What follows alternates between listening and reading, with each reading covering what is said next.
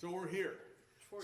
So before the meeting, we wanted to talk about the corporation yard. So this is something that's been talked about for some time, probably a couple of years now. And I think when we first started talking about the process or talking about the existing corporation yard, it was talking about some of the deficiencies it had. And I think when Ted and I started looking at it, it was taking the existing site and expanding it in some order.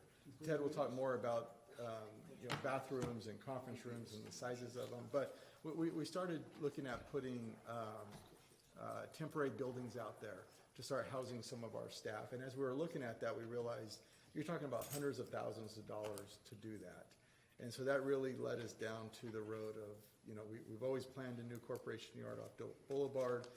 Maybe it's worth hiring an architect to start laying that out, looking at the cost and seeing what we're talking about to build it, at least a first phase of a corporation yard. So we have hired LDA partners. Eric Wool is here from LDA. Eric's helped us on a number of projects over the years. He did the interior improvements of the water tower, I think, most recently. So we've known Eric for a while, but we did ask him to at least start laying this out and putting some cost to it. So that's the purpose tonight, is to review that and really at the end of the day talk about the next steps of how we want to go forward. So with that, I'll turn it over to, actually, Ted, do you want to start and talk a little bit about the corporation yard? And Dan, if you want to pull up that presentation, there you go. And Eric, you may have to control it in the beginning. We're going to point at something here. We should probably turn it on.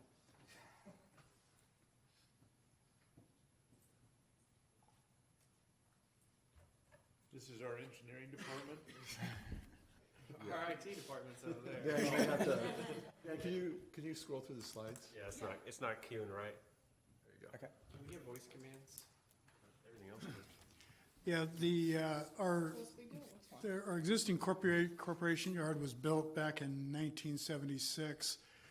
Used to have a small corporation yard over on California, a very, very small building.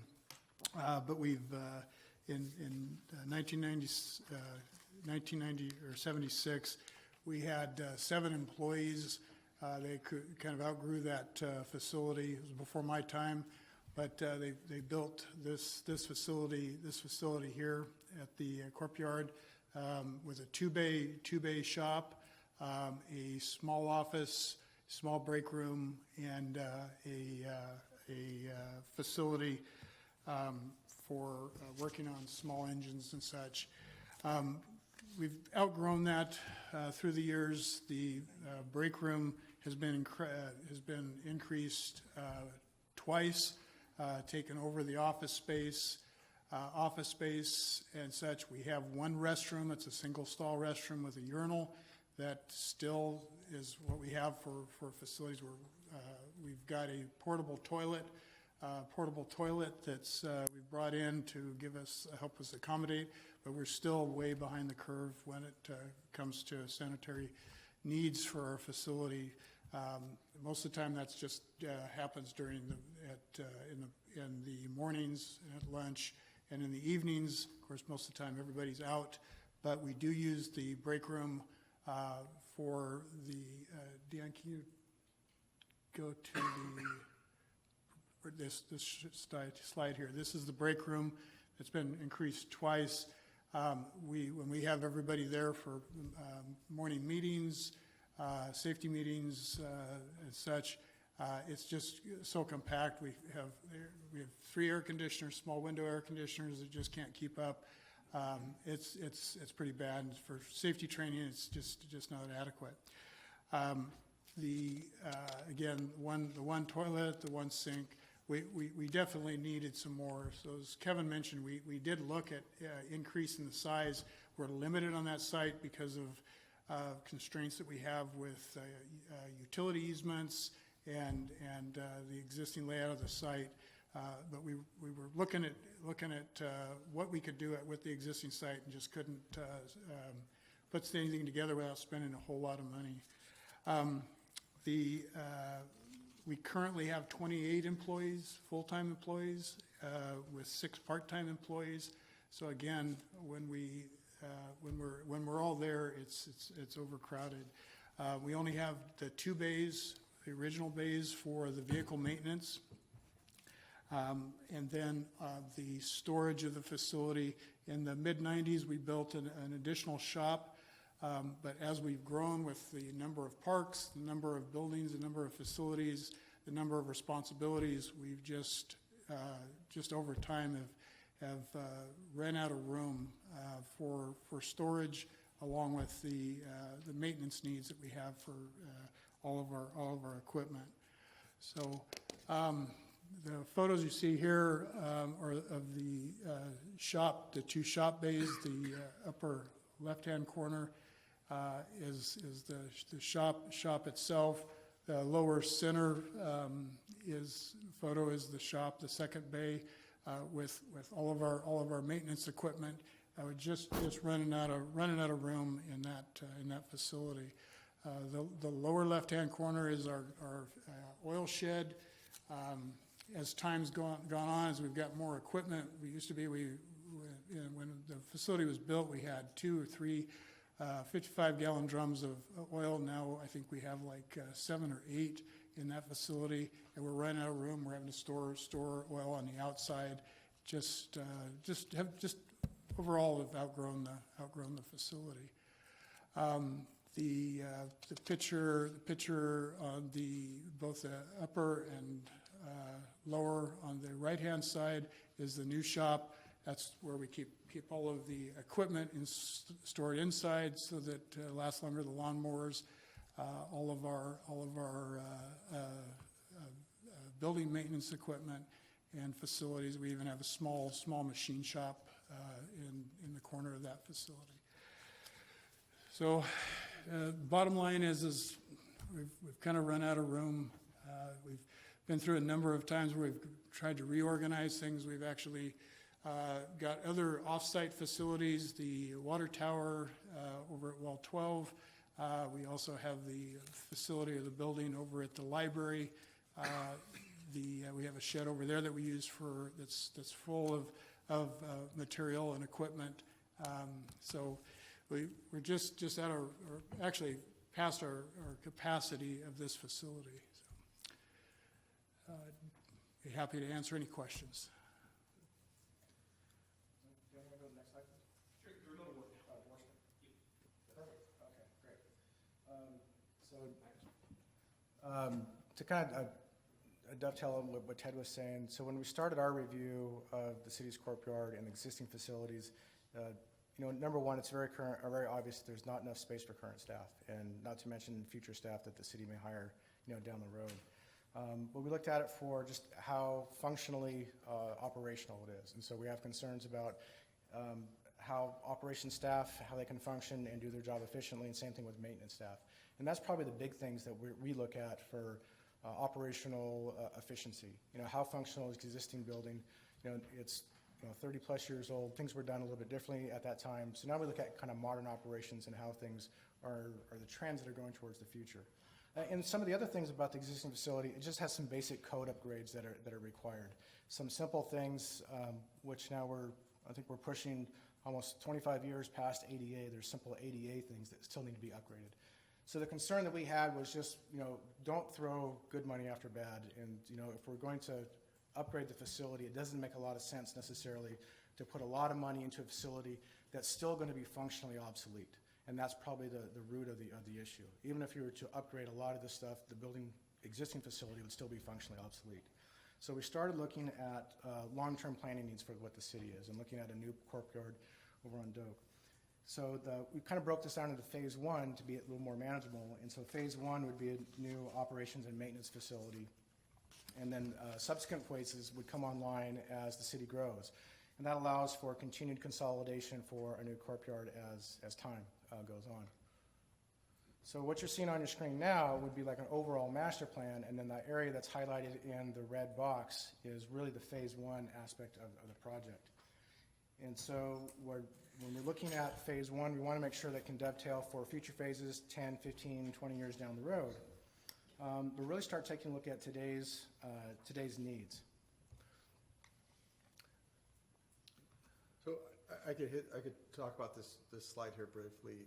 One of the questions that we asked Eric as we're going through this, some of our AB 1600 work that we've done in the past is fairly outdated, or we didn't have that kind of detail in a master planning document when we did some of those estimates. So based off the figure he just showed you, the capital cost estimate was about $42 million.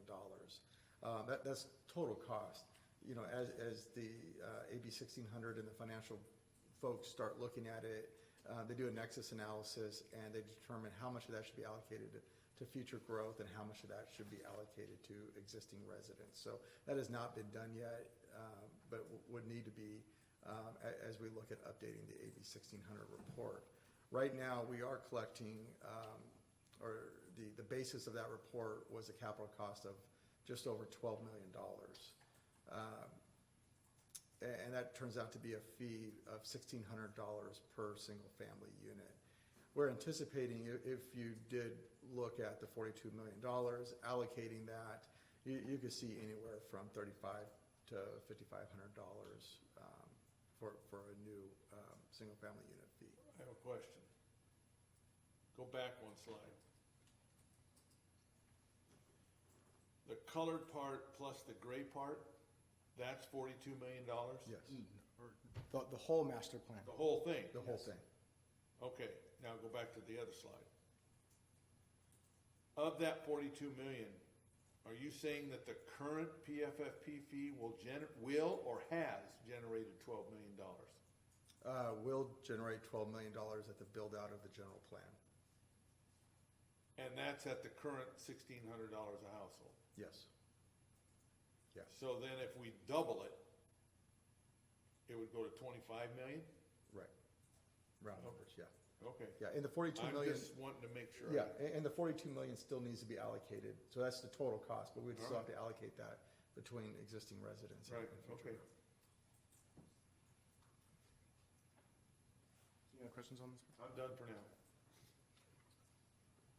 So the phase one that we identified of that master plan is what you see on your screen right now, and that was in that red box from before. So this anticipates a new public works facility for operation staff and maintenance of about 12,500 square feet. And so we've kind of broken up in the front facing Doak, has stalls for employee visitor parking, about 40. And then in the back, that's more of secured access back there. So that's where city fleet vehicles could be stored, large maintenance vehicles, things like that. So heavy, large vehicle parking, enough stalls for 31, and light vehicle for 17. And so the key about this is to keep in mind that this allows for flexibility and expansion. And so as the city grows, we want to make sure that we have the flexibility to expand on an existing facility and not have to tear down or build something new. We can actually expand it. And that's one of the concerns that we have with the existing facility. It's not really expandable. And so with this and how it's located on the site, if we need to grow, we can grow through the back of the building, back towards where the river is. That was one question I have is on the site plan, is the extent of the parking lot to the, basically the property line in the back, or is it expand the site further south there, like, yeah? Is this the actual property line on the? That's the city's part, and then when we were looking at the overall site, we're thinking that may be where a storm basin and retention might be. And so we want to leave enough site back there where we can have some flexibility to do that for stormwater. The other thing, and a reason why we're not taking it all the way back right now, it has to just do with cost. If there's not a need to pave it and improve it, then why do it right now? Right. Yeah, and I was wondering for future build out if it. So then in theory, if we extend the orange building down To the south. we would then push the parking and stuff down You farther. could, and actually, the way it's set up right now, we think you could probably still push the building back and not totally impact your parking. Okay. But that's something that if that were to happen, 10 years down the road, then we could look at what's actually needed.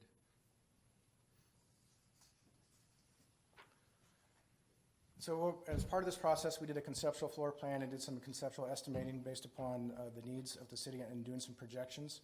And so we came up with a plan of what you see on your screen right now. This has 3 total maintenance bays, a common muster room for staff, lockers for both genders of staff, which is also something that's of concern right now, especially in multiple city governments. Office conference rooms, various support spaces, and as I said before, it's designed to be expanded. So the building could be expanded down to the south and still have, still be operational. And that's a big thing right now as well. So if you were to expand the building for 10, 15 years down the road, you don't have to shut the building down, a facility down, to expand it. That's a key component of how a modern public works facility would be designed and built. For a building form and building materials, we're looking at a traditional metal building, what you would see on any agricultural pole barn, but actually done so we have a little bit of a city flair, if you will. Being a facility, we don't want it to be,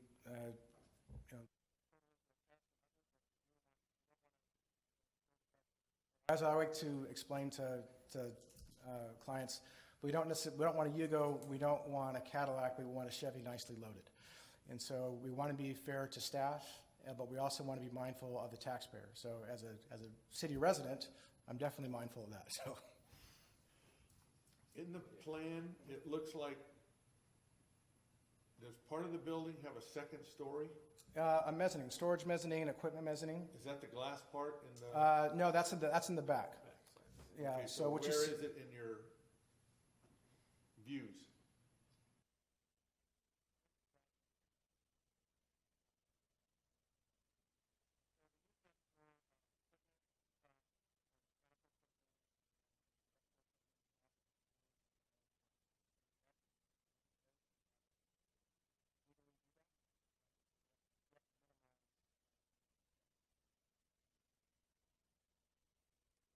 what the building would look like from Doak. On the upper image, you can kind of see the bus shed on the left-hand side, what's there currently. And the lower image is just a view from the opposite side. And this is really what it would look like from the street. So some of the things that we incorporated into the conceptual design here is lessons learned from past projects. I've worked on approximately 8 corporation and maintenance facilities up and down the state for various jurisdictions, cities, counties, municipal districts, things like that.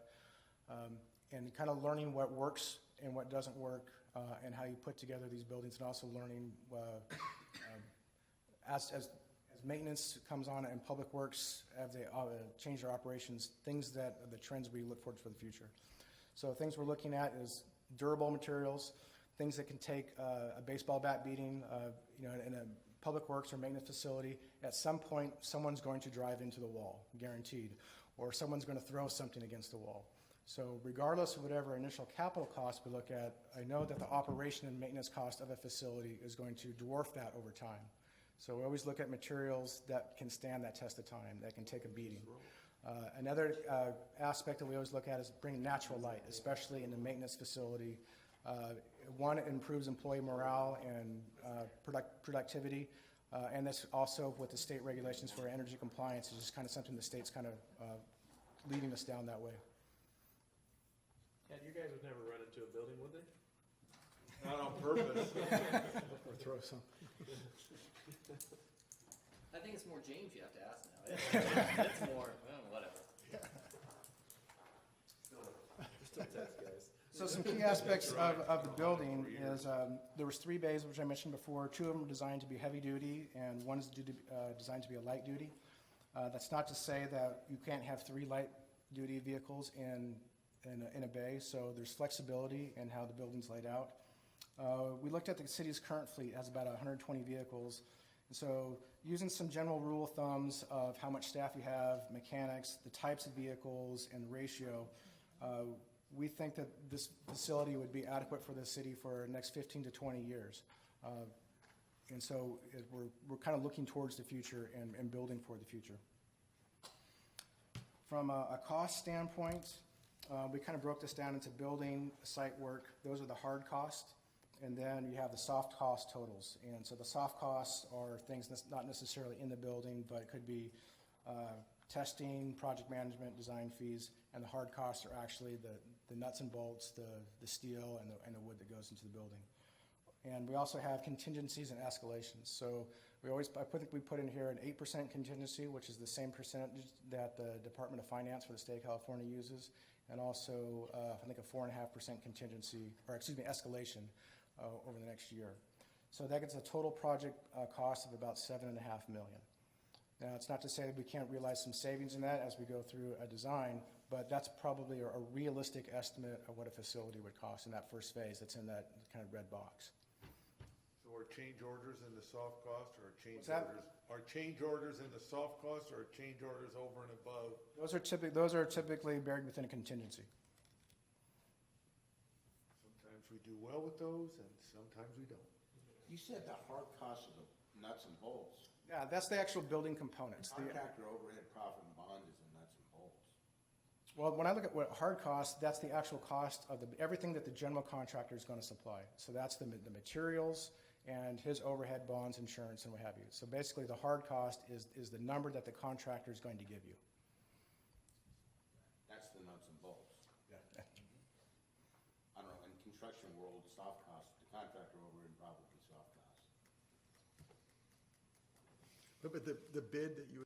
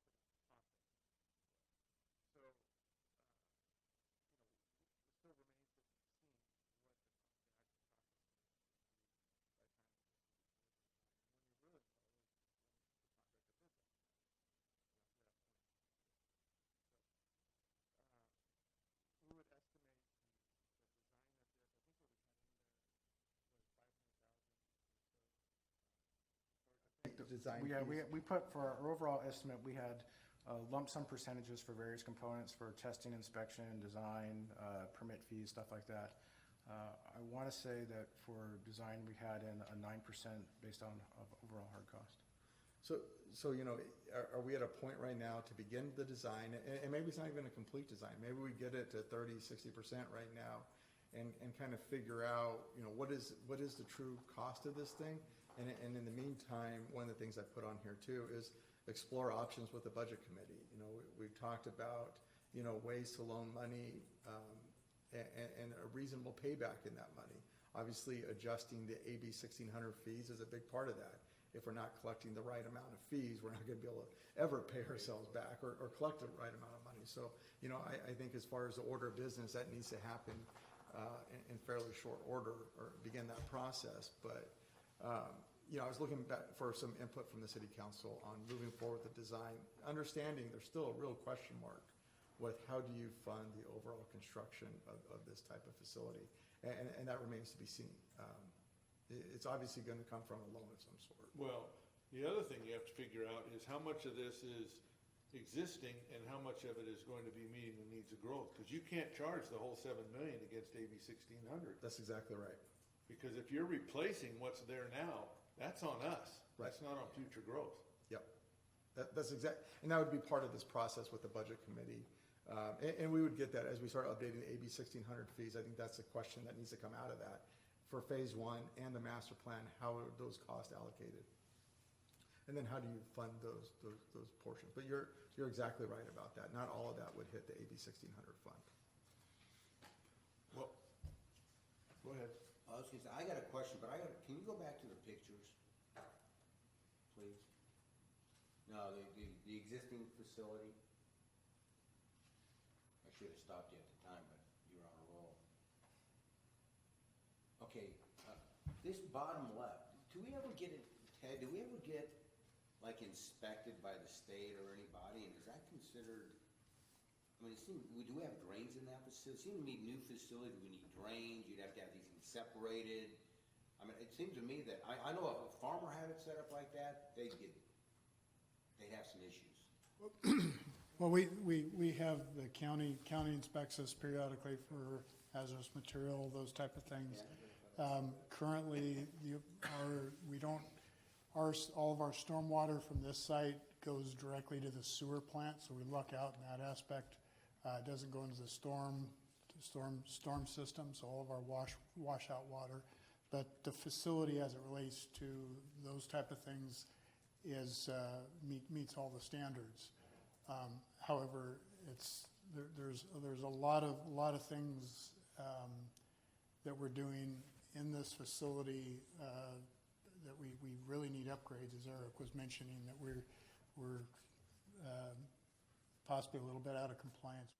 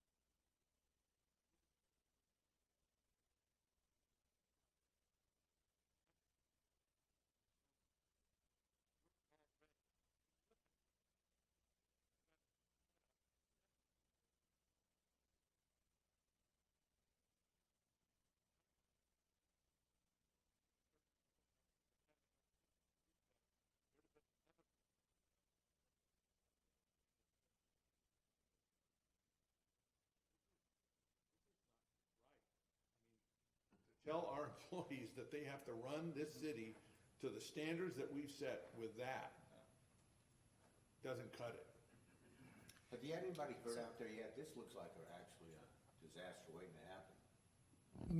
No, we've had injuries, work injuries, but not relating to the shop. And the photos are a little misleading in the sense that when you look at it, it looks awful cluttered. There's I think the gas shed or the oil shed, there's that is a little bit cluttered. The rest of the shop's got plenty of room to work around. It's just we need additional room. Jake said you staged all the pictures. They took their best, worst photos they could take. Nice going, James. And I think Kevin, you're... two questions. So have we begun to explore grants, things like that, anything of that nature? You know, the grants are a challenge. I think from the transit side, there's certainly some opportunities because this is going to be used to maintain our transit facilities.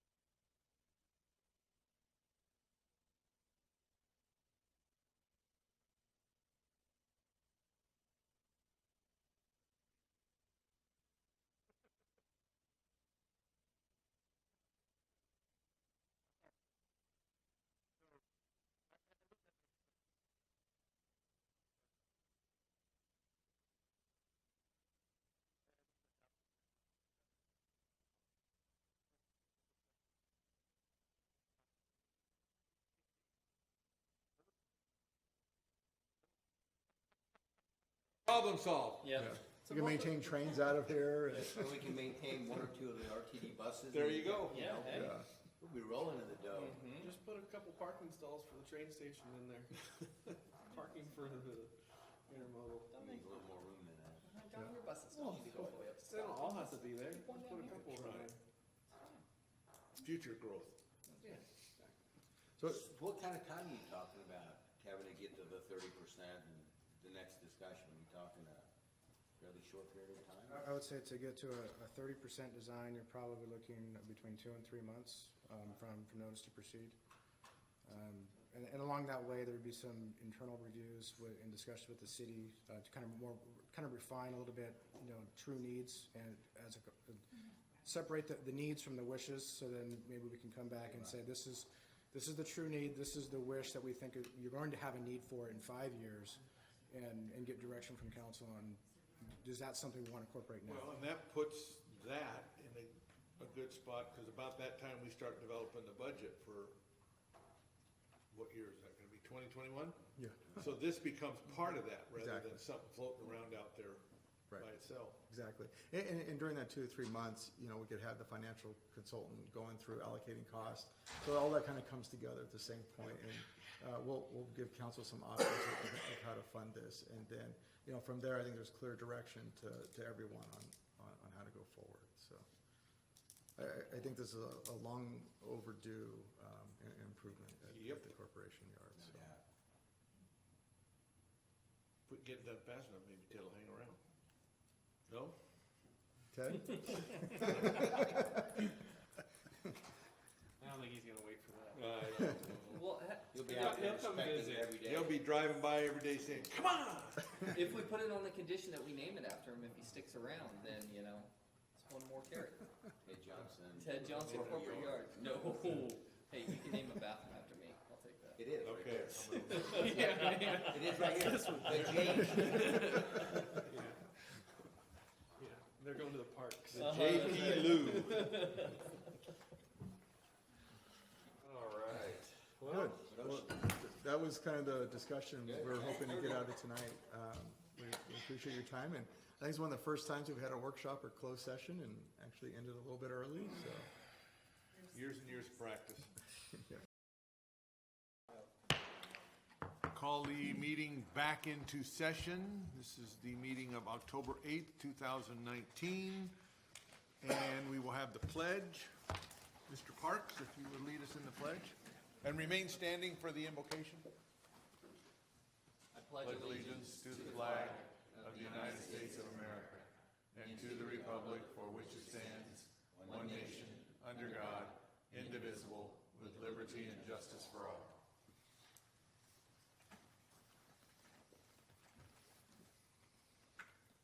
Let us pray. Dear God, we thank you that you are present here this evening.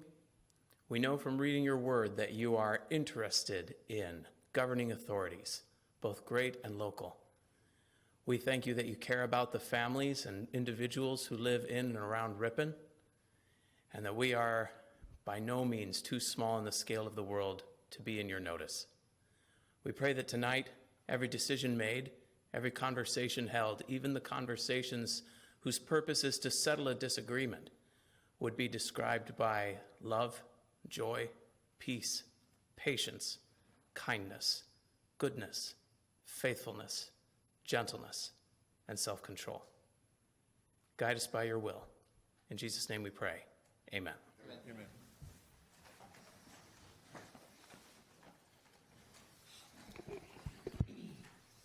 Roll call?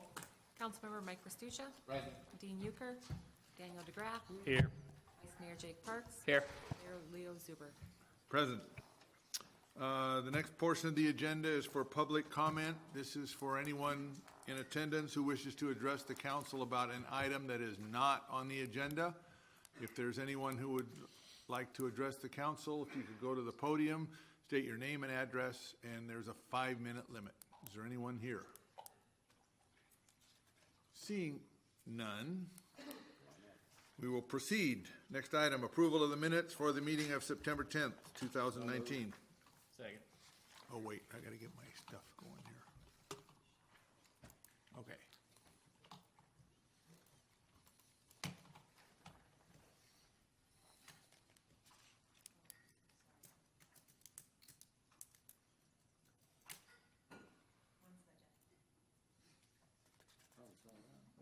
Dean. Yeah.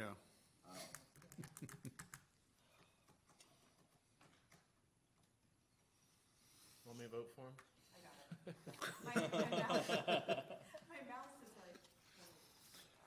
Next item on the agenda is the approval of the agenda. This is the point at which anyone who has any item on the consent calendar to pull. I wanna pull 1.48, please. Anybody else? I have, 1.2G. Hold it, 1.2G.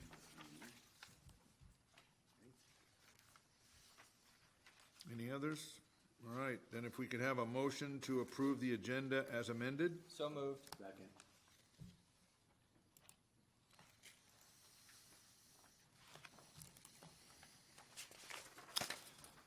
Next item is the consent calendar, and if we could have a motion to approve the consent calendar as amended. Second it. First thing I need to ask, is there anybody in the public who has any, wish to address any of the items on the consent calendar? No? You're stepping All right, up. motion and second to approve it as amended.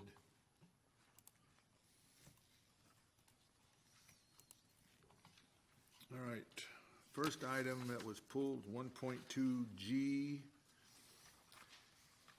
My question is, when is that thing gonna start moving?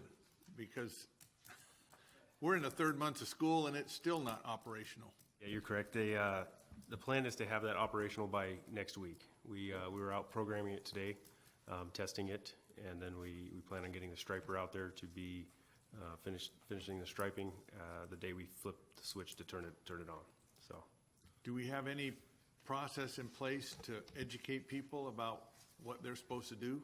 yeah, so this week we're going to send out a NIXL alert and let everyone know how to operate it as a pedestrian, and then also how to approach Stop it as a I guess, driver. as a vehicular driver. Yeah. I also gave the school district about 700 flyers to hand out to Oh, all cool. their school Okay. children. Good, all right, it's great. And then once it goes back on, the police department's gonna have someone out there too, helping the kids, on how to use it, so. I mean, it's a great thing, and I'm glad it's finally getting moving, because traffic on a couple of those streets is getting a little bit touch and go with kids in the morning, so. All right, thank you. 1.4A, Mr. Restuccia. Yeah, the only reason I want to pull is I sit on the RTV board and I don't want to vote on an item that I will be the recipient of money for.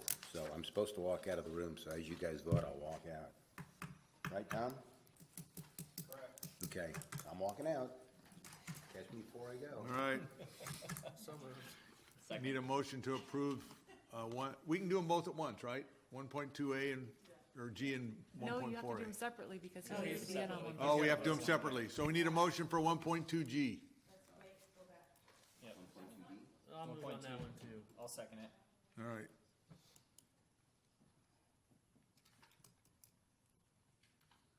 Now, I don't know, the way he's acting on this one, I don't know if we should give him the money. Now, then it's 1.4A. so moved. Oh, beat me to it. Okay, you can come back, Mike. Yeah. That's fine. Did it pass? Barely. It barely passed. Well, Mike's got to abstain probably. And do we have anyone from the Women's Center for their proclamation? None? Can we make sure they get it? Okay. Moving on. Next item is resolutions, item 2A. Resolution of the City Council adopting the health and welfare benefits to be provided for the employees in calendar year 2020. Who's handling? I can take that one, Mr. Mayor. So it's that time of year, we go through and renew our benefits for all the employees. These are all our health and welfare benefits. For Bohannon Insurance, and Blair is here if you have any questions, but he went through and received the 2020 premium updates from all our current providers, and also shopped those around to see, to ensure we had the best deal from those. Are you getting the presentation up? Dan's got that. Is that it? Oh, Oh, I was gonna say, I was gonna say. I like the presentation. So this slide summarizes the difference in costs from calendar year 2019 to calendar year 2020. As you can see, it went from $1.54 million to about $1.6 million, a total of a 3.5% increase. The largest increase was related to our dental provider, that's Premier Access. They had a 5.5% increase. Looking at other providers that had submitted a proposal to the city, staff had reviewed one from Cypress. They are a local company based out of Stockton, and they provided actually, I think it was about a 3% reduction of Premier Access for 2020, obviously about an 8% reduction from what we saw in 2019, and they also provided a 2-year rate guarantee. So very, very favorable from a financial standpoint. We also looked at the impact to the employees and most notably about in-network and out-of-network providers. So the bottom line is with Cypress, the employees have more access to in-network providers. So there's a couple providers here that our employees currently use that are, especially one of them is out-of-network right now. With Cypress, they do become in-network. So overall, there's a net benefit to our employees as far as having access to in-network providers.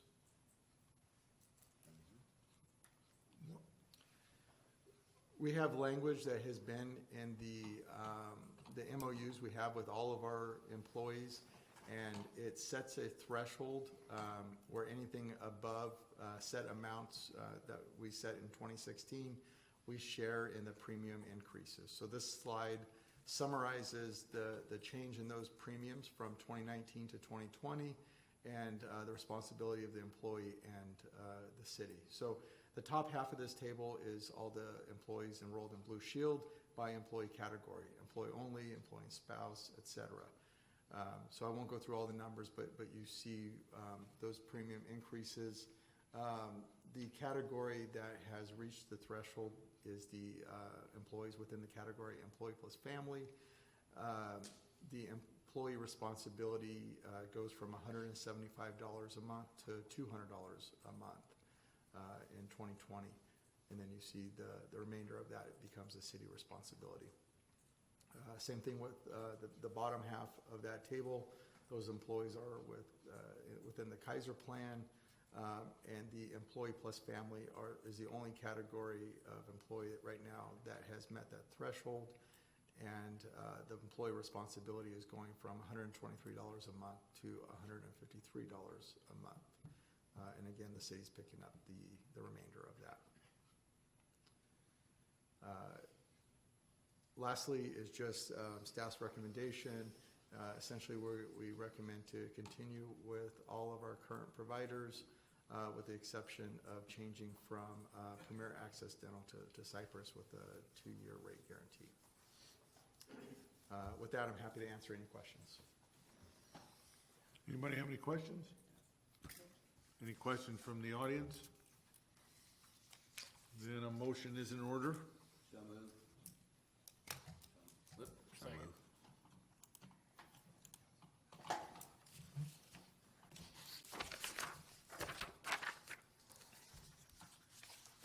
Okay. Moving on to public hearings. Item 3A is a public hearing on a resolution of the City Council of the City of Ripon adopting an increase in the cost of providing health benefits to the City Council members. Go ahead. So this was a change done in the municipal code a few years ago. Prior to the city council receiving the same benefits that employees get, it required a public meeting and a vote of the city council to adopt those health benefits for the calendar year 2020. Okay. And so for the council, it's the same as what you just presented for the employees? Yes. If it's a councilman by himself, it's covered, but if it's a councilman and his family, there's some out of pocket. Yep. Okay. Same benefit. All right. We will open the public hearing. Is there anyone in the audience who has a comment on the program? Seeing none. Close the public hearing, bring it back to the council. Anybody have any questions, comments? Nope. We have a motion then as to whether or not to adopt the program for the city council. I move to approve 3A. Second.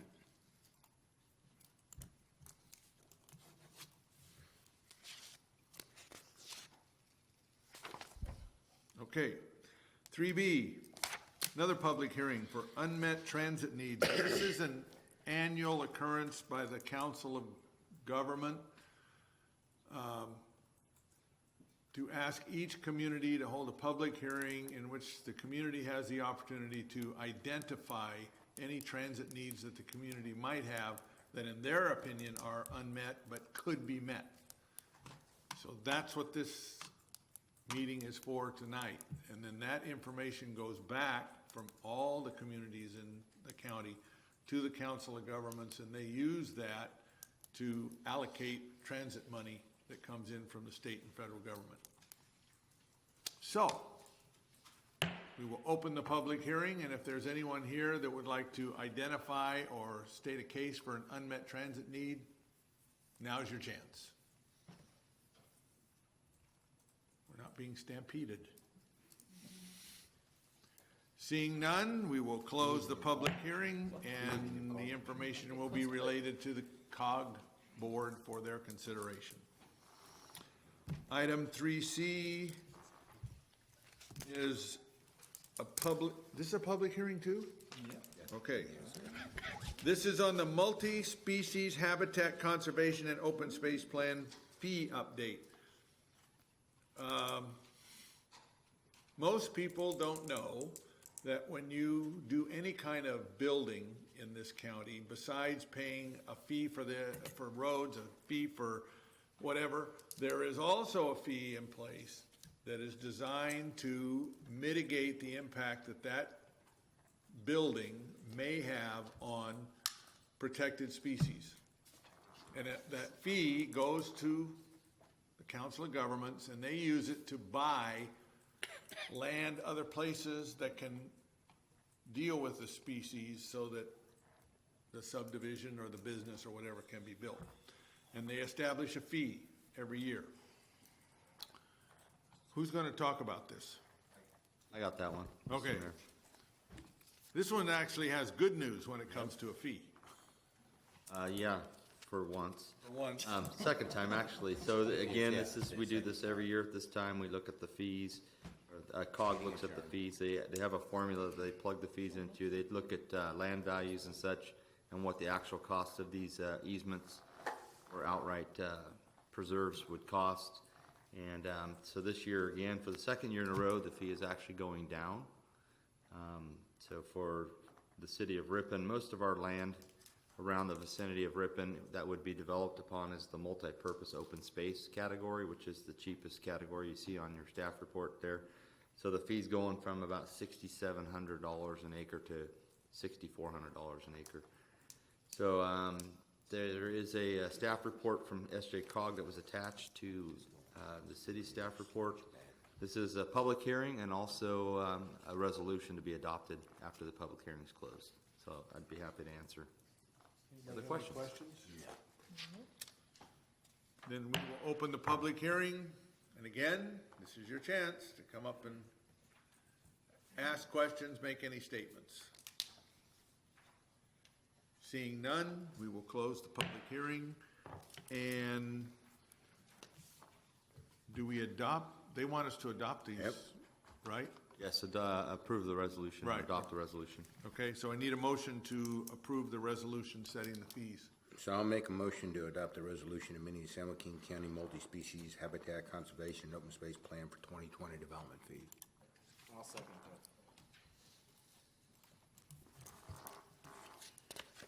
that. Okay, moving on. Item 4, ordinances. 4A, second reading and adoption for the Ordinance 887, this has to do with RV parking and RV covers, correct? Yes, that's correct. All right. So this is up for second reading and adoption. There's no changes from the last meeting that we did the first reading and introduction. The prior meeting to that, we did have some significant changes or discussion regarding covers and such. A few things were tweaked in that, and then it came back last month as a first reading and introduction. And it's in front of you tonight for a second reading and adoption with no changes between the two from last month. Essentially, RVs are allowed to be parked in pre-1988 lots. You can have one in the driveway, and any remaining or other RVs would have to be behind the front setback. In post-1988 lots, RVs would have to be behind the front setback, so they would have to be in the side yard or the rear yard. As far as parking on streets, none of that changed. There's a 48-hour time limit for loading and unloading of an RV, or for cleaning and such. You can have it for 48 hours. That's not changing at all from the previous ordinance. And then the change to the RV covers was we are recommending not allowing them in any of the rear yards, which was discussed for a few times at some of the meetings. So no RV covers allowed in the rear yard area. It would have to be in that side yard area of a house, but we are kind of I guess loosening up the setback requirements, so the supporting structures of those could be placed up against the house and also up against the side property line. So that's essentially the changes that were discussed at the last meeting, the introduction, and this is up for the second reading and adoption this evening. I'd be happy to answer any questions. And for the covers, if they get within, isn't it 5 feet of the property line, they have to meet fire resistant requirements? Yes, so anything, that's California building code, so anything within 5 feet does have to be fire resistance. There is actually a fire resistant paint that could be put on these structures, so typically they're made out of a metal tubing. If you look at the example for the dimension under the definition chapter, which will be coming back in front of council to add kind of a picture so people know what these things should look like or what are allowed. You can put this fire resistant paint on those to meet that requirement. Anybody have any questions? Anyone in the audience?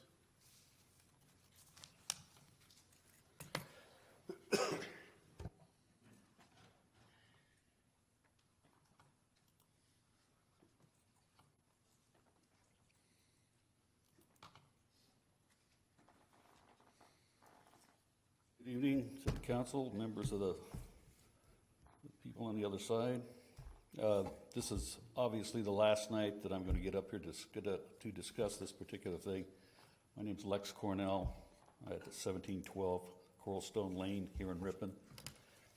I have some questions about how we operate the website as far as informing people of what or where you stand on things as they proceed through the city council.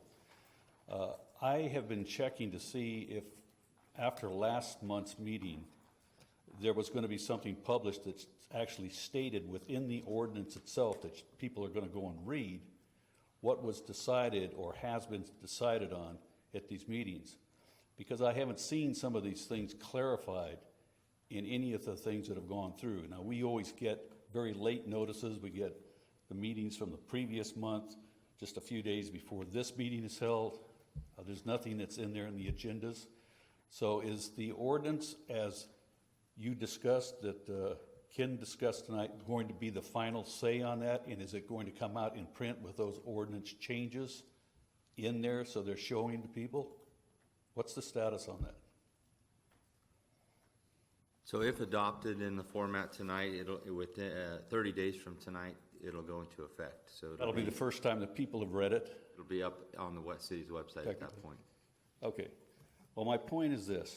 If you're going to vote on this tonight, and what you said and described there, we had some things that were in there that I approved of and I appreciated that you had done. But there's a few things I do want to bring up one more time, just to make sure that we're all on the same page. because there's nothing stated in there as far as having more than, you can have one covered vehicle, but there's nothing stated in there of anything about additional. Somebody can put as many big RVs in their yard as they want to, as long as a big RV under a cover is on the sides of the property. So you have an unlimited amount of units that you're going to allow to be on the premises. That should still be taken under consideration. The other thing you need to consider is this. If you're going to allow one covered RV, and it's going to be on the sides, but you're still going to hold to that 500 square foot ruling, that could lead to having somebody putting a small RV under a very large shed that contains 500 square feet. I wouldn't like to have somebody set up a shed, an RV cover, and a workshop under a cover on the side of a house that was next to me. That's the other problem. The next thing that I'm concerned about is you guys mentioned that you were going to put out a caution to people to check on CC&Rs. And yet I don't believe you're going to have that stated within the ordinance.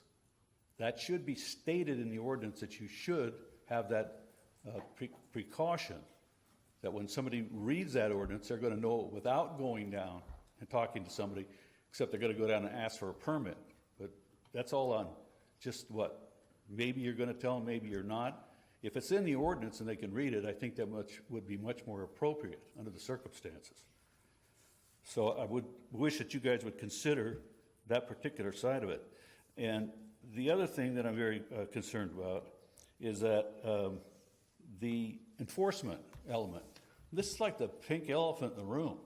You're going to pass this ordinance, which has got a lot of loopholes, as does the whole ordinance. That ordinance in its entirety, and any of the ordinances that are contained here, have so much stuff that should have been, had more due diligence by this city council and more review of those ordinances to clean them up, to make them a lot easier and not have as many arguments that are going to come up because of the loopholes you're going to put in here. So I'm wondering, whether or not you're making any actual hiring of people or assigning of people that are going to make sure these ordinances are complied with. From what I understand, we got one officer, which I'm aware of, that may or may not be around once in a while, but there's nobody to enforce this. So you're going to have a lot of times when people are just going to take it on themselves to interpret this, and they're going to do what they want. And I think anybody that's sitting here knows that's going to happen. So I asked the city council, what are you going to do about that? How are you going to enforce this? How are we going to enforce this as a city? Anybody going to answer that question? Or you're going to stare at me? Are you finished? I am. All right, thank you. Thank you for your answer. Not. At this point, we have one enforcement officer. And I think in at least one of the discussions we've had, if not two, we've talked about the fact that we need to, A, make that person much more active, and B, begin to look at just how much time it takes. Do I have that right? Mr. Mayor, that is correct. And over the past 2 to 3 weeks, when she's available, she has been more proactive in looking at these type of violations. And based on that officer's work over the next 2 or 3 months, if it's not enough, we'll deal with it. I think the council's made it pretty clear that we're not going to have an ordinance in place that we're not going to follow up with. That's right, and I believe there's a code enforcement committee that's planned to talk a little bit about what does this all mean? How often should she be going out looking at RV type stuff, and how often to go out and look at different code enforcement violations that are out there. Make sure everyone's on the same page. All right. Anybody have any questions, comments? Anybody else from the audience?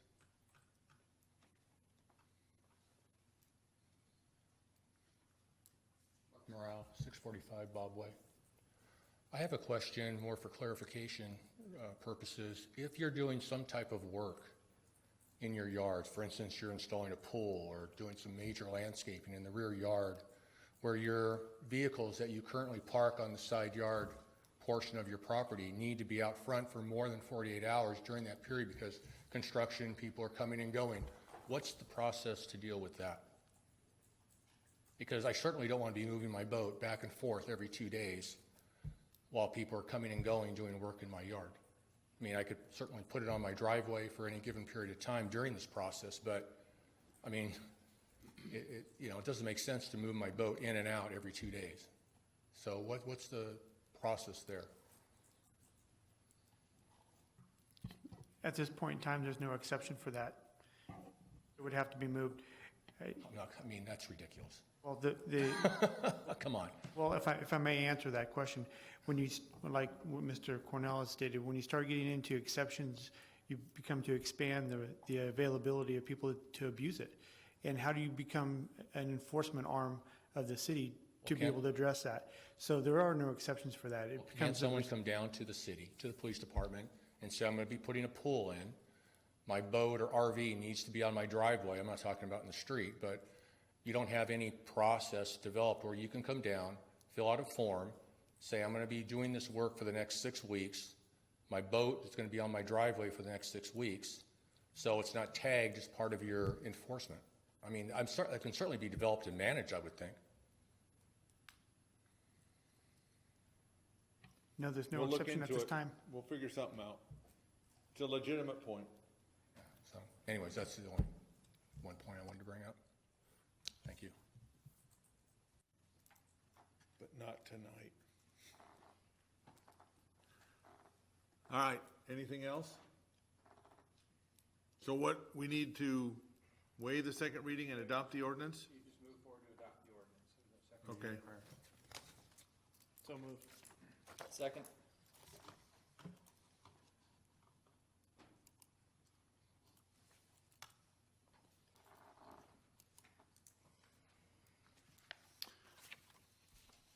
And based on my comment, if you find yourself in that situation, my real strong advice is be proactive and come in here and bring up the point. Don't wait until an officer comes out there to do something.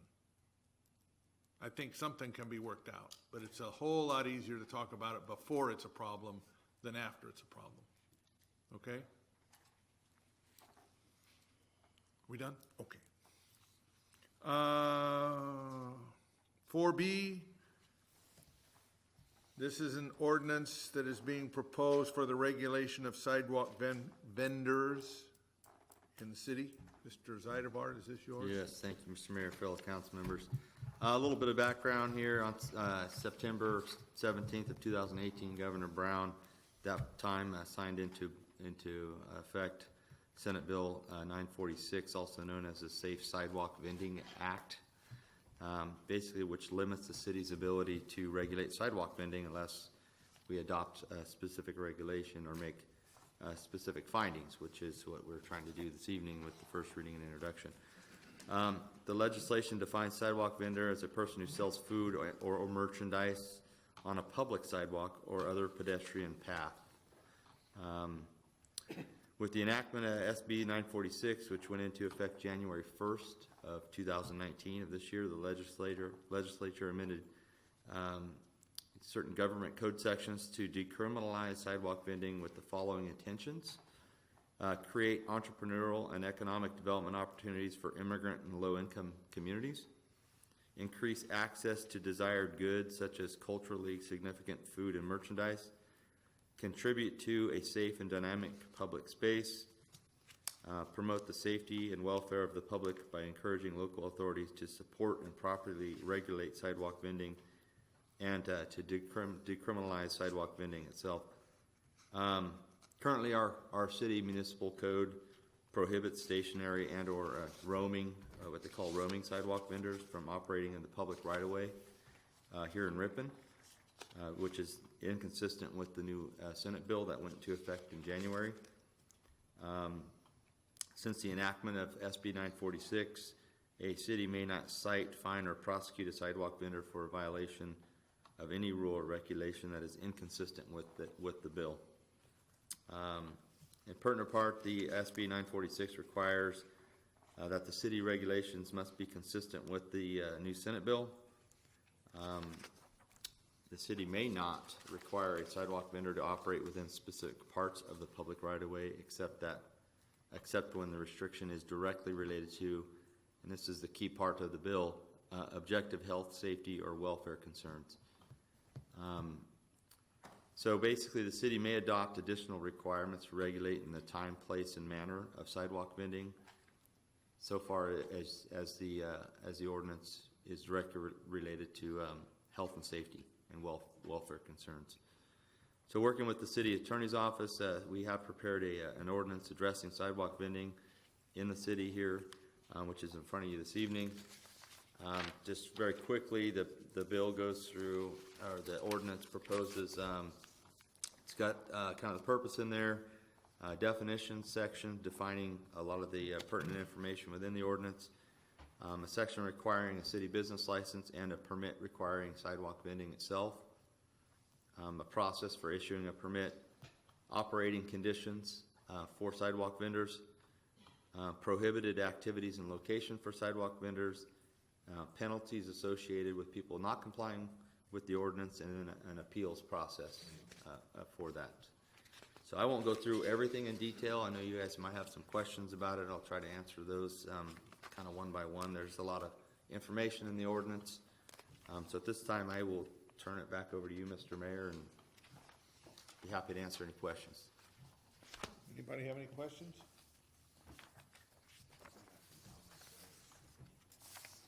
I have some questions.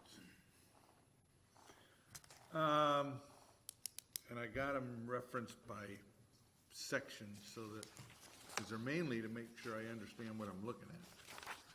Section 5.56040, Section A, number 5.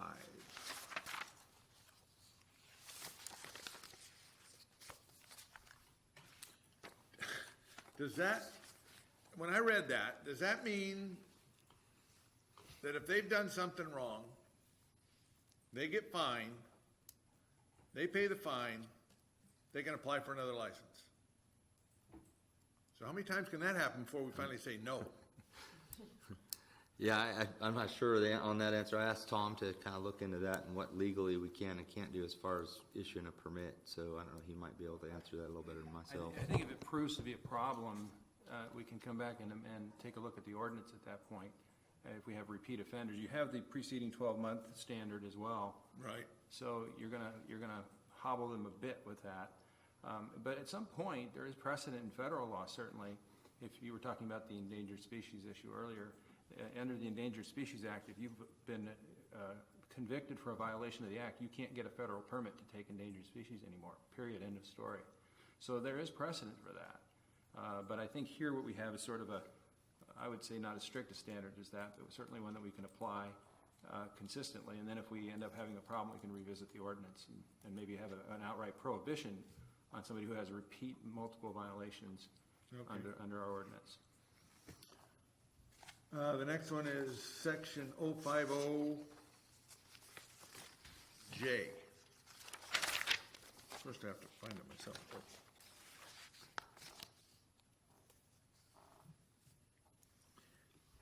This one again is, I want to make sure I understand what, because as I read that, it says that if you're going to inspect their equipment, you can only look at the overall size of the receptacle and any area that has a heating element in it. Does that mean you can't look at the rest of it? I went through that section as well, and I think there's some slight modification to the language that we can put in there. So basically, the modification would be to inspect their sidewalk vending receptacle for compliance with this code and to ensure the safe operation of any heating element used to prepare food. So we want to, first of all, make sure the whole receptacle that they're using is compliant with all the aspects of the code, and then the heating element essentially gets down to the health and safety of it too as well. That part I understood, but so I think it that looked like, as I read it, you could see how big it was, then you can look at the heating element, the rest of it you had to leave it alone. I think a little tweaking of that language was what I just kind of read to you there would help with that. It's Okay. not just limiting it to inspecting the size only. Same section, number, letter L. You basically eliminated all sources of heat except for charcoal or wood. Is that all they can use to heat? We can't have open flames either. Well, then, now how are they gonna heat it? They're probably looking at something that's more of a battery-operated heating element. Dry cell battery. Yeah, so As you can opposed to have wet cell. batteries on these things, it can't be like a wet cell battery that has open, like a lid that would open on these, so you would have a safety issue with battery acid and stuff like that. So, they could have something in there that would be operated by a battery to heat up. That's it, cause I mean, there's nothing else left. Insulated compartments. Yeah, they could prepare food, Okay, they could I'm prepare food just- and keep it in insulated, yeah. Not that I would wanna operate one of these things, but it's kinda interesting to see what they're gonna be up against when they try it.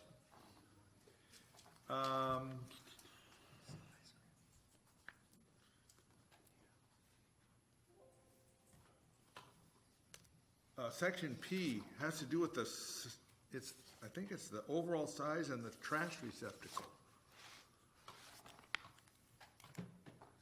They're limited to a 3 by 3 by 3. There's a sentence in P that says the size of the vendor's trash container shall be taken into account when assessing the total size limit of a vending receptacle. So if I have a garbage container that's 2 by 2 by 2, I have nothing left for my machine. Is that what that says? Essentially, when you start looking at size, I mean, if you're looking at 3 by 3 by 3 cart, and then you start plugging a trash receptacle onto the side of this thing, I mean, now you're getting a little bit bigger, you're requiring probably more sidewalk space for that receptacle to take up, which impedes, where am I the supposed- accessibility and such like that, so Where am I supposed to put my garbage? you gotta incorporate it into your cart. But every square inch I take up for a garbage can is less space I have to do everything else, so that's really what that means? Okay.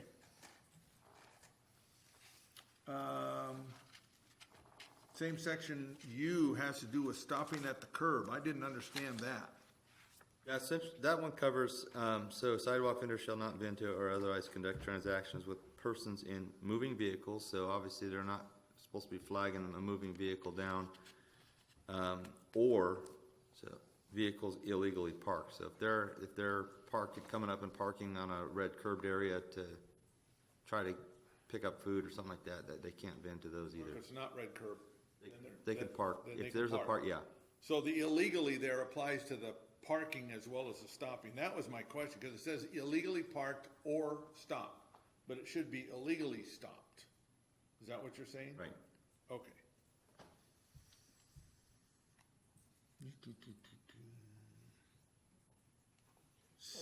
You also don't want someone illegally parked or stopped. You can be illegally stopped in the middle of the road blocking No, traffic. that's, because the way it was worded, stopped was by itself, so if they were stopped, period, that's how I was wondering if it was read. But they can stop, but it's illegally. I'm just. And that would be considered parked, right? Right. Semantics, but yeah.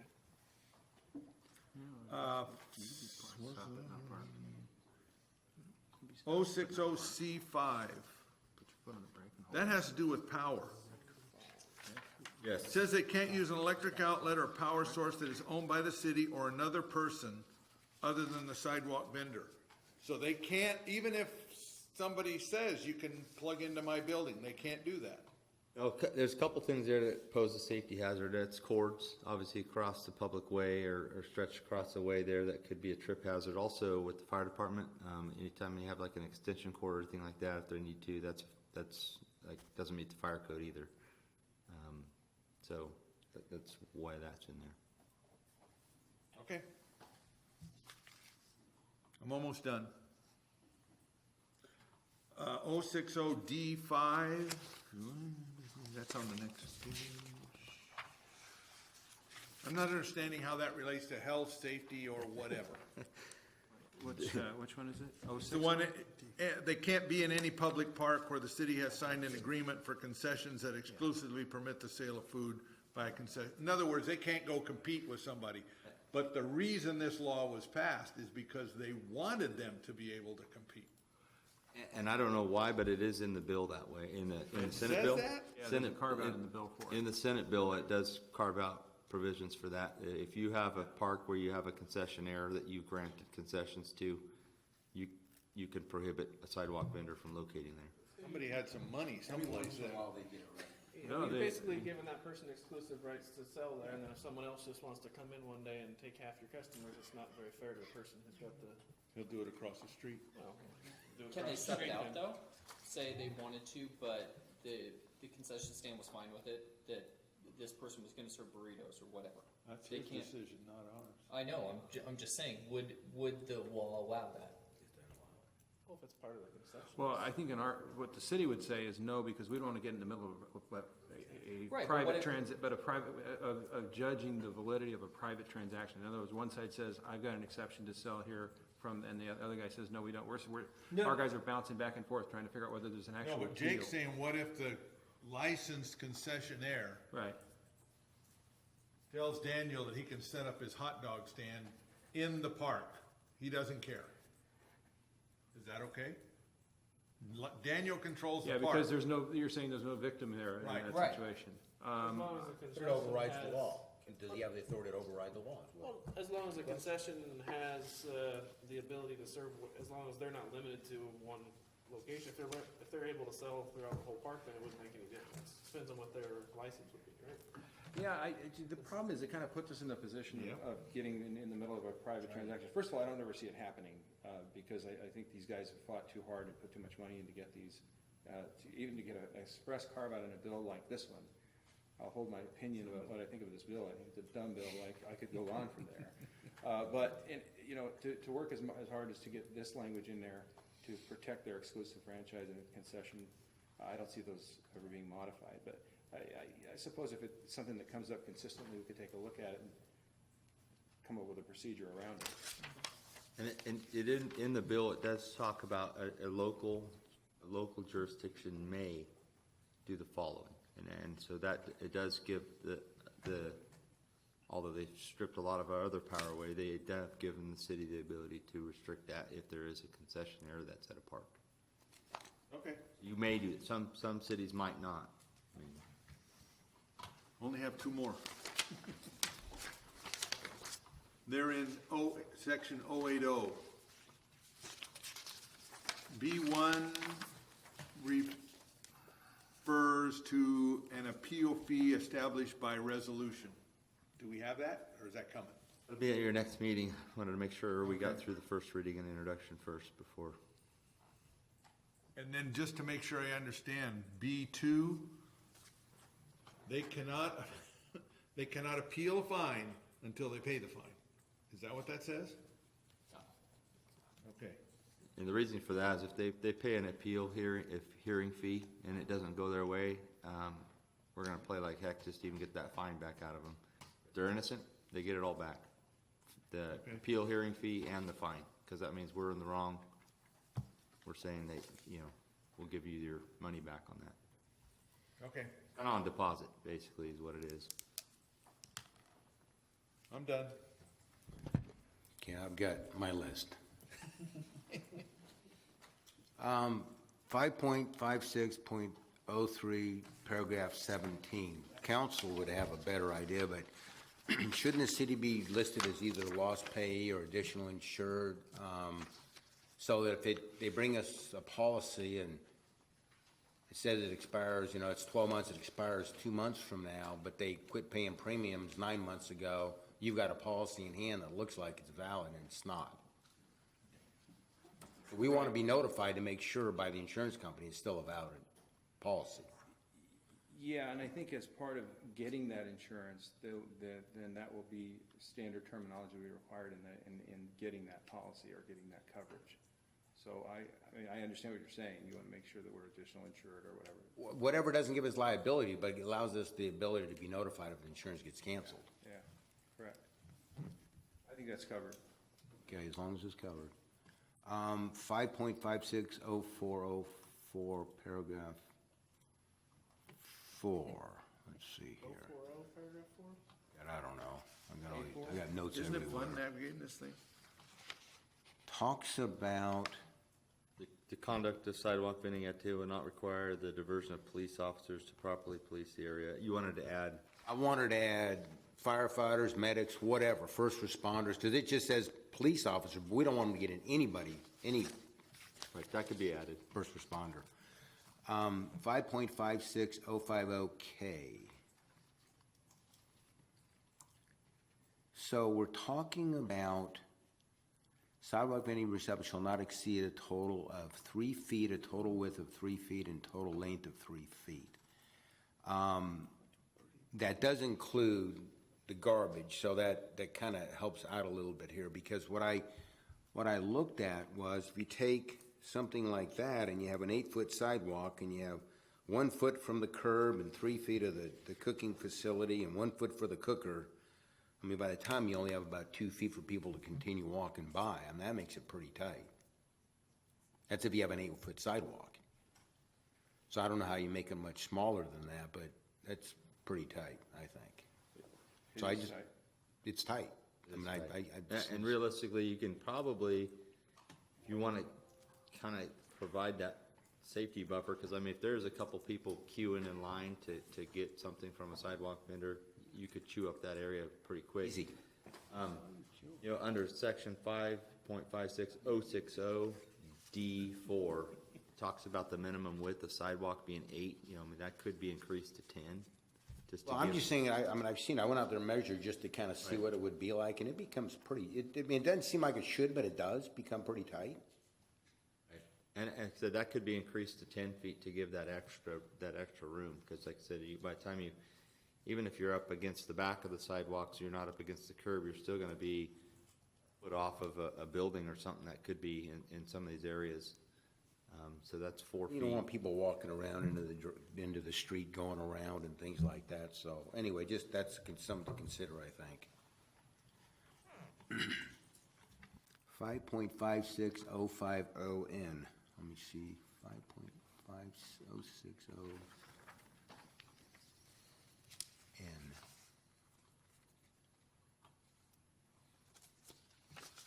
First time my notes all showed up, and I don't even know how to follow my own notes now.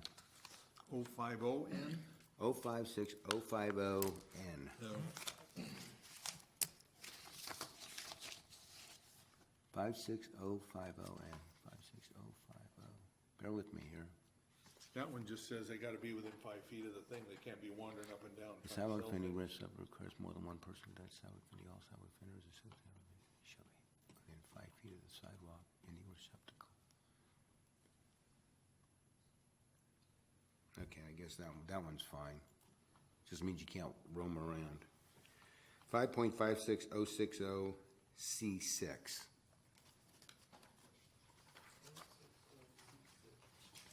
So that says all sidewalk vendors regardless. I think that we need to consider a change there.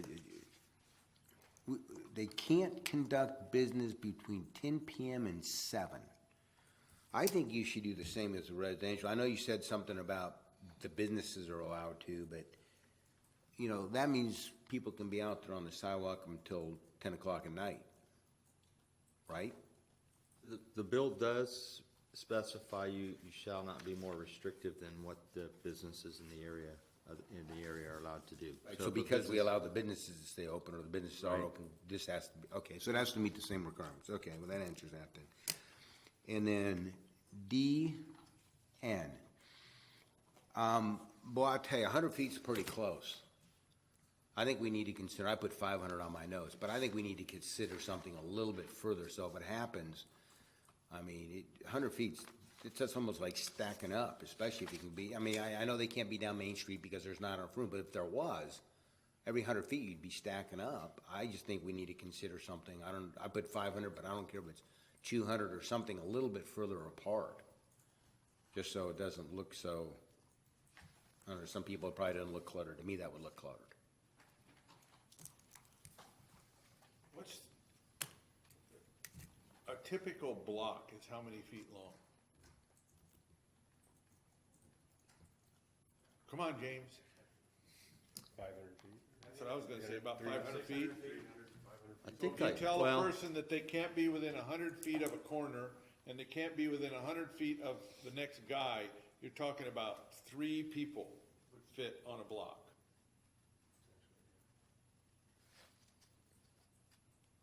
So the question is, do you want 3 or do you want less?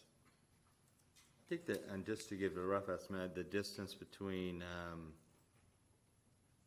just because I was looking at the assessor's map the other day for this property where the N&S building sits, it's probably about 250 feet. So Locust to Walnut, where the trophy shop is, So you'd have 1. in that area. Now, Walnut to Stockton's probably a little bit longer, obviously over there. That could be like 500 feet. Raise it to 200 instead of 500. I mean, and again, that's my input. I mean, that's, Well, or the other thing to do is, you could leave the dimensions the same, but set a maximum per block or something like that. Think about it and bring something back. yeah, just, yeah.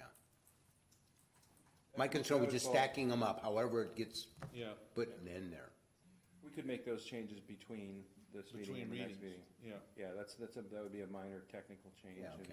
the Okay. ordinance. So that's it. That's all I have. And I think, You have anything? Councilmember, No? since You you had, have a- anything? Pardon me? you had another one that you emailed me before about roaming sidewalk vendors. Well, the question was, is it required that we have to allow roaming mobile vendors? I mean, You is do- that in the law? Yeah, you do have to allow roaming sidewalk vendors as far as like restriction, I mean, so in residential, they could be in residential areas. So we've basically restricted stationary sidewalk vendors from locating in residential areas, but you cannot do that for roaming. But you can restrict the hours of when a roaming sidewalk vendor would be allowed in a residential area. It has to be obviously related to the health and safety aspect of the ordinance. Right now, we have in there that they can only be out between the hours like of 9 a.m. to 6 p.m. or sunset, whichever's earlier, Monday through Saturday, and then not allowed on Sundays or any federal holidays. So if you want to tighten those down a little bit, I know Tom might be able to weigh in on that a little Well, bit. I do, but I don't know how you tighten it. I don't know what So you do. you can have a roaming sidewalk vendor in a residential area. Can you have it in a commercial area? Yeah. You can. So I could have a stand set up there, and I man the stand, and then I have my partner walk up and down with just what he has on him, just a warmer, so to speak. And I would be perfectly within the rules. But don't they have Well, you'd have to have a two separate permit, people? separate permit. Because You'd there's be one in a there roaming that says sidewalk vendor, your the other one partner can't more be, than 5 feet away from you. right. It'd have to be under So- separate permit. So, okay, so it's a separate permit. So I technically then could, if there's 2 permits, I could sell him my goods. Right? If he's got his own permit and I've got my own permit and I sell him my goods at, say, half of what he sells it to the public for, or cost or whatever, and I would be operating within the law. Okay, just want to be sure. Let me know when you go into business.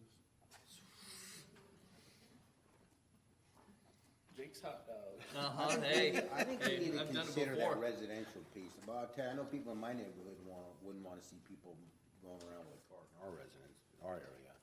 Yeah, but Nothing against them, I'm just saying that I, realistically, they're not going to. 'Cause Well, they're then not why gonna have make it any in there? business. Nobody goes out Right. on the sidewalk in a residential area to get anything. They well, get- you used to have the ice cream people do Well, it. but they're in a truck, ringing a bell that you can hear 4 Well, I've miles seen away. people actually in San Jose, I've seen them in little carts on the sidewalk going down the sidewalk. But I think the market dynamics cities are going to where take you care of a lot of these It's- problems. We're not yeah, going to have to worry You're about not gonna That get could be. vendors in residents, except for high school. We say that every time, don't worry about it, it'll never Anything happen, else? and it does. Anybody No. out there got anything? All right, so this is the first reading That's right. So and adoption, and we could adopt the first reading, you would waive the- asking that the staff bring back changes that were discussed. Right, so just to be clear, you would be waiving, a motion to waive the first reading and introduce the ordinance, and then direct staff to make the changes discussed here tonight. And then it would come back next month back for a to the second reading. Correct. All right. Yeah. Anybody? I'm okay with that. Can I just ask that you redline some of this stuff, so when we read it, we'll, Yeah. okay. Definitely will. Yeah, there's a lot of You don't wanna read through everything and try to No. find? No. So I'll make, if you're looking for a motion, I'll make that motion. Okay. It's like a word game. We have a second? I'll second All right. Now, where's my agenda? Oh, here it is. Item 5, donation of a police canine. I assume you're gonna handle that, Chief? Yes, Mr. Mayor, Honorable City Council, local community member and businessman Mike Fisher has offered to donate a police canine to our agency to replace our current drug canine, Kilo, who we will be retiring out in the late spring, early summer of 2020. Kilo has been serving our community for approximately 7 years. It'll be about 7.5 by the time she retires. And she's approaching the age of 9 years old, which is, she's put on a long time for us. So we will be retiring her out. This police canine could replace her with drug detection and as a police dog. So it'll be dual purpose, which will actually encompass protection, tracking, and apprehension. And then it'll also be a drug detection also. So we would still be able to maintain our contracts with both school districts and continue the services that we usually do on patrol. The dog is currently in Germany. It's being trained by a top European dog trainer, Marcus Maser. The dog is, bear with me while I try to pronounce the name. The dog is 3 years old, and it's Vector van de Gruben Grim. They use the last name as part of the kennel that the dog was raised at or bred at. The nickname is Vitas, and Mr. Fisher is willing to put forth the monetary donation to purchase the dog, to get the dog here, and actually fly out the dog trainer to spend a couple of weeks with our dog handler to make sure that we have a good fit. So again, this will be a dual purpose dog, which currently, again, we just have a drug canine. There is an added expense when you use a dual purpose dog with additional training monthly. So there would be an actual $1,560 a year increase in dog training. We use a top dog training kennel out of Modesto for our monthly trainings. We could still maintain that. The donation would not encompass or include that extra cost.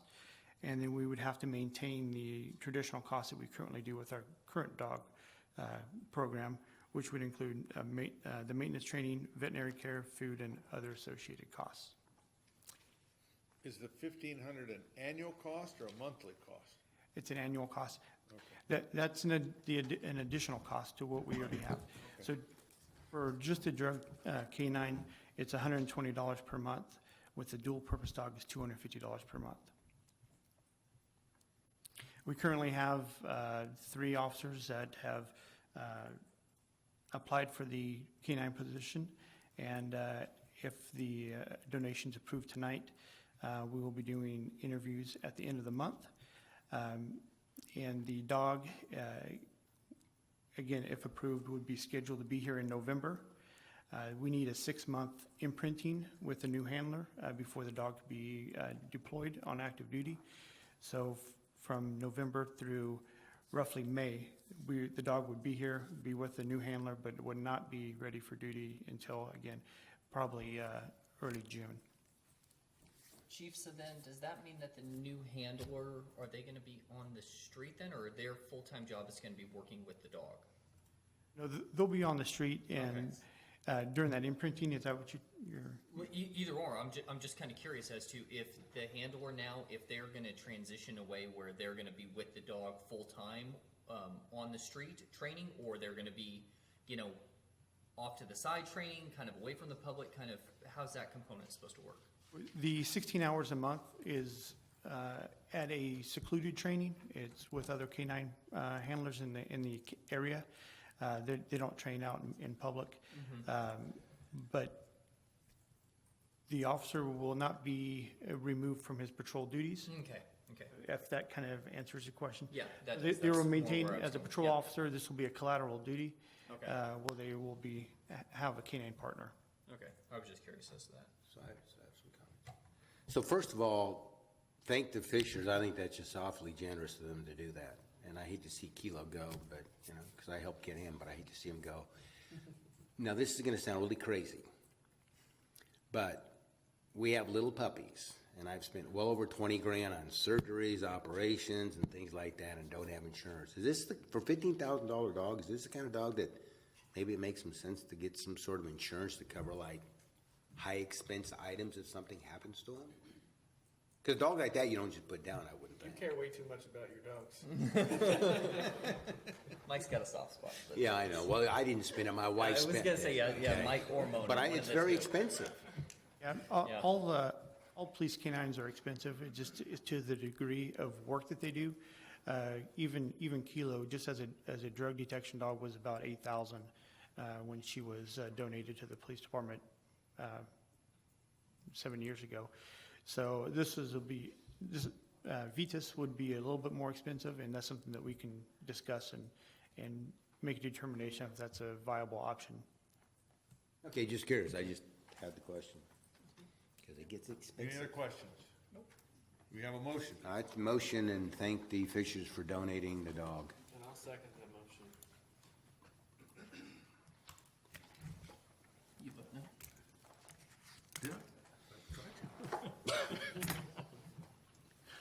All right, reports. Chief, you're up. Thank you, Mr. Mayor, Honorable City Council, members of the public, thank you for being here. I do have a quick third quarter crime update that I would like to present. If Mr. Brandon can put that on, go ahead and flip to the next screen. The slides that are going to be in front of you tonight are items that are just containing crime numbers that occurred through July 1 through the end of September, so September 30th. The first couple slides are yearly, but the other slides that will follow these will be just, again, the third quarter. So as you see, we've had 0 homicides reported in 2019. For the rapes, we reported rapes, we had one that occurred in September. We are still currently investigating that. I would like to clarify that most of the sexual crimes that get reported to us, they're not the typical ones that you would see on murder mysteries type TV shows or any of these other police type shows. Usually they involve people that are known acquaintances, and they're not like associated with abductions or people being kidnapped off the street and sexually assaulted. These are usually things that are occurring in private homes amongst people that are familiar with each other. We had one reported robbery, which we're still investigating. That was at the Bank of the West earlier in September. We hadn't had any prior to that since April.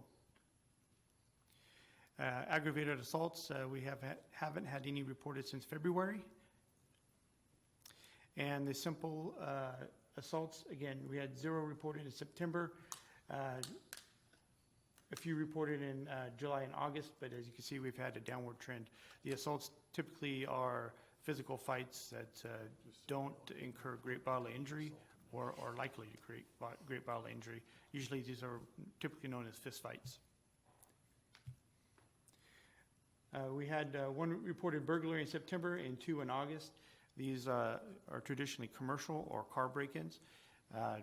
Again, they're kind of sporadic, and these typically occur in our more commercial areas where commercial businesses are occurring. We've had 0 reported arsons for the year. And we did have 1 stolen vehicle in September and we had, as you can see, a high number in July. Most of those can be attributed to a few suspects that were taken into custody. I will say the September auto theft, it was at a local business. Vehicles were left in the ignition, and the vehicle was unlocked, and there was a crime of opportunity, which most of these are. So we always discourage people to make sure they lock up and protect the items that they value. Larcenies are our typical general thefts. They could be petite or grand. Grand thefts are anything of value over $950. Anything below $950 is petite or larceny. And again, we have a great fluctuation in these type of crimes that occur. Typically, these are occurring at our local businesses with shoplifting calls or thefts from motor vehicles in our shopping centers or in front of residential homes. These also include thefts from all of our local schools and items that are left out on people's front porches that are not secured and so forth. As you can see in July, it dipped down for a bit, but it's starting to go back up. Usually this number will start to increase at this point and continue to increase through December. Just real quick is just our area responsibility map. It just kind of shows the different areas that are broken up within the city. We have AOR 1, which is green, AOR 2, which is the reddish hue, AOR 3, which is the purple, and then AOR 4, which is the yellow. Again, as you can see, Area 1 and Area 3, which are the west side of our community, both north and south, tend to have the most crime, and those are associated with most of the commercial businesses, whether it be the truck stops or whether it be the shopping center here on Main and Wilma. This is AOR 1, which again is the northwest section of our community. It encompasses north of Highway 99 and west of North Stockton and North Ripon Road. As you can see, we've had a decrease in crime reported for the third quarter. Area 2, again, north of Highway 99, but east of North Stockton and North Ripon, it was kind of, it was flatlined from the previous quarter. Area 30, south of Highway 99 and west of Vera Avenue, we had a slight uptick, and those can be attributed to the shoplifting calls at the shopping center on Main and Wilma and on the corner of Jacktone and Main. In Area 4, south of 99 and east of Vera, this is our downtown district, and the residential homes down by Locust and Walnut and Stockton. Again, very, very low amount of crime that's being reported in that area. And just as a reminder, we only have one AOR meeting left for 2019, and that is Area 4, and that'll be in November on the 13th at 7 p.m. Sergeant Don Luthi is in charge of that meeting, and then we already have our meeting set up for 2020. I'd be happy to answer any questions if anybody has any on that. Any questions for the chief? We're going to try to do this at the end of each quarter. We probably won't do one specifically for AOR 4 at the end of the year, as we'll do our end of the year review at that point in time. Thank you. Mr. Johnston. Yes, Mr. Mayor, I want to report on our water usage for September. That we had a 15.37% reduction from our base year of 2013, bringing our 12-month running average to 25.33%. Mr. Stevens. Nothing to report. Mr. Zeidervart. Just a really quick note, we have a planning commission meeting on Monday coming up, and there's 3 items on the agenda. 2 are projects that are going to be on Acacia Avenue. So down on the South Acacia. There's a couple projects there. And then the last item is just the annual development agreement review that we do every year. So if you're looking for something to do on Monday night, come join us. Mr. Peace? Yeah, just real quick, I wanted to let the council know and the public know, we've been kind of monitoring what PG&E has been putting out around there. They are looking at doing shutdown statewide for approximately 800,000 customers, or up to that, potentially. Ripon is not affected at this time. We put out a nixle before the meeting, just kind of letting everyone know that we are not affected. If we are going to be affected, we will definitely let everyone know as soon as we hear. So that was it. That'll make you real popular. Well, I hope they get it right, because we put it out on Nixle. If we say the power's not going out, it goes out. You lock the front door. Well, just to touch on that, though, they did say San Joaquin County, there are 52 residents or customers within San Joaquin County. They're kind of in the Vanales, Tracy area, real outskirts of the county, just a small sliver. But, yeah. Ms. Quillisi? Yes, the intersection at River Road and Fulton, it was fully operational as of today. Please remember to stop. Because I went by there about 12:30. It's 3:30, it turned on. Okay. I wanted to see if I could remember how to do stop signals or not. Mr. Terpstra? Nothing to report. Mr. Werner? Nothing to report? Mr. DeGraff? Yeah, nothing other than as usual. Thank you all for being here.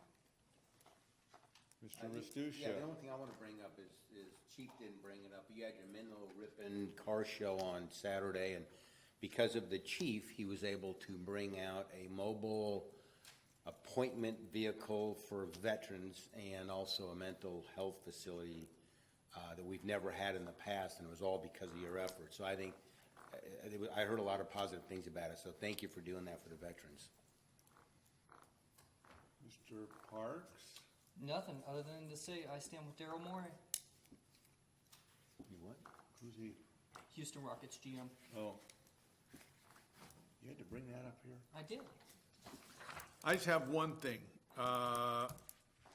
and with what's supposed to happen tonight with PG&E, it might be appropriate. Could we get a report in November about just what exactly we did and how much it cost to protect ourselves from, we had a discussion, 2 or 3 months ago about what to do. I'd like to know what we, what essentially we did and how much it cost. And with that, this part of the meeting is over. Now, make sure I get this right. We go to the successor agency right now. Okay, so we're going to put this meeting on hold, and we will convene the meeting of the Ripon Redevelopment Successor Agency Tuesday, October. Just a minute. Demony Christ. I just said so. He's so moved. Next time, send it in advance so we can get it over with. Roll call. Director Mike Restuccia. Present. Dean Euchre. Daniel DeGraff. Here. Vice Chairman Jake Parks. Here. Chairman Leo Zuber. Present. Public discussion. Probably don't even know what this is all about, do you? Nope. This agency was created from redevelopment, which you probably also don't know about, but it's one of the fancy things that the state did to take away money but still make us responsible for all the debt we incurred as a result. So that's what we're doing. You have something to? No, sir, I left my All right, no public discussion. Approval of the minutes for the last meeting, which was back in April. So, second. Do we need to do this thing? No. Oh, okay. Voice vote. All those in favor? Aye.